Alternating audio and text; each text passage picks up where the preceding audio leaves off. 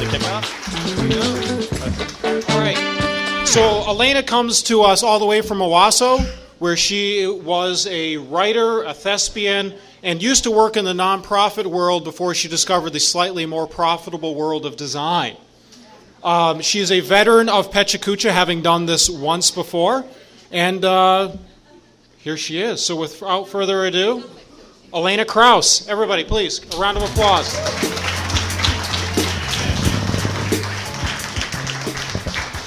You can just tilt this a little forward. It's luxurious. I'm going to turn a little bit so I can actually see the slides. I'm ready.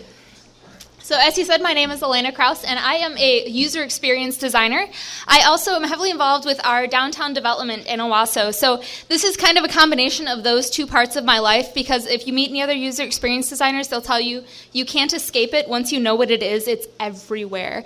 So what I'm going to start with tonight is actually defining some terms with you guys, because we in UX love our words, but the English language likes to give words lots and lots of meanings. So because I only have 400 seconds, I want to make sure that we're using the words the same way. So the first one that I'm going to talk about is design. So when you think of design, a lot of times we think of, oh, that's a really cool poster, or look at that pretty design over there.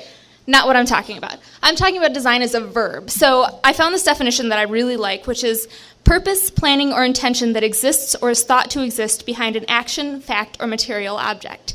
So when I talk about design, that's what I mean, a very intentional doing of something.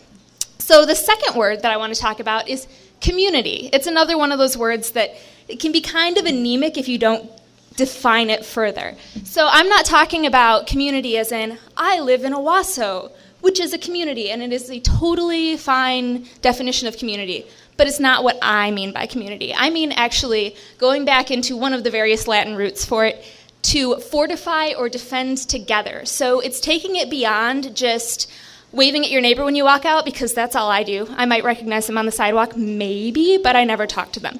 So this is intimacy that comes from creating things together. It's actually knowing the people that you're working with and having those lifelong relationships, or even if they're not lifelong, for a period of time, they're very meaningful relationships. So the first thing that I wanted to talk about with this is that space has a voice. And what I mean by that is whatever your space is, whether it's a digital space like I work in at work, or a physical space like a downtown, it's going to reflect your community. So as an example of this, Owasso, if you're not familiar with it, we have a very large amount of historic homes, one of the largest in the state from my understanding. So when we're doing our things with Main Street, one of the things we have to keep in mind, because the Main Street dictates that whatever we do reflects what we have, we can't say that this is modern and, yeah, we're cutting edge. No, Owasso has a historic heart, and even if we have that modern side, we have to remember that at all times. So the second one, leave room for interaction. As a designer, one of the things we talk about is white space, and white space is what allows us to actually see the things that we're trying to portray. Another way that we can look at this is one of the bigwigs in our field is Jared Spool, and he talks about that experiences come from the things that happen between our actions. So an example for me of this was earlier this summer I went up to Traverse City and I visited the Traverse City State Hospital, which is an asylum, and it's awesome and you should go, and it's not scary. So if you don't like scary things, it's not scary. It's actually a beautiful building. It was built in 1885, and the original head of the asylum believed that beauty was therapy. So when he was building this asylum, he said, I'm going to make spaces for people to interact with each other. So you have wide open hallways and massive grassy areas and activity areas that people were able to interact with each other and form community while they were in this place. On a more modern scale, we have in Owasso something called the Fountain Park. It was just added not that long ago. People will complain to you about how we stole their parking, but I've lived on this block for 6.5, 7 years, and only when this came in did I actually see people hanging out in our area. Because they come to the park and they meet other people and they hang out there and the kids run their fingers in the water and all of that.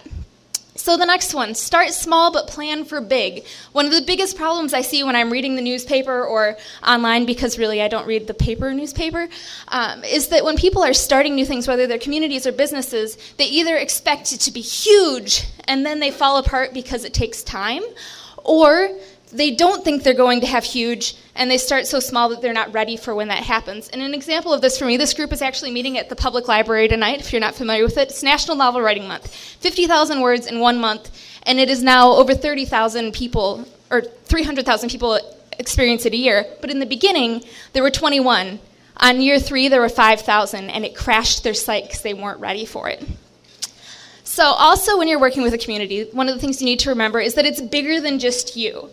Whatever you're doing, we all have our reasons for why we get involved in things, but once you're in a community, it's not just about yourself anymore. You have to keep those other people in mind.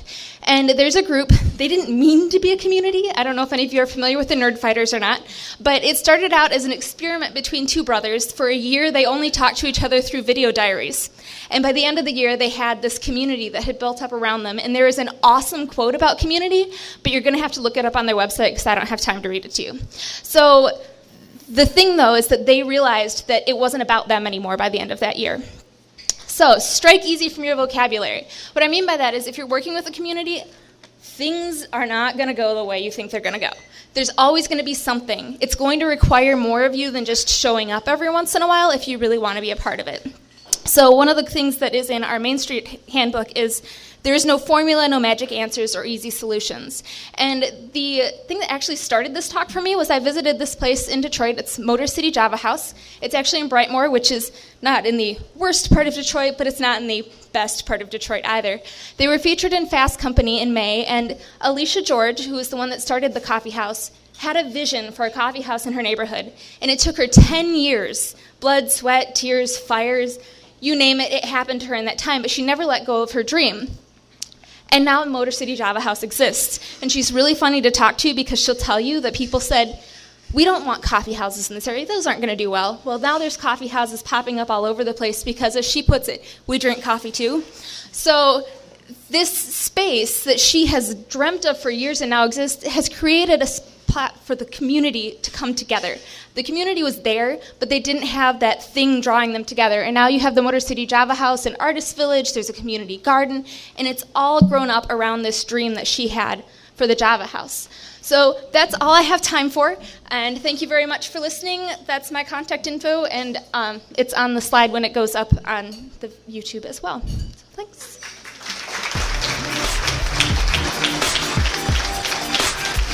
Got you with your mouth full. Alaina, thank you very much.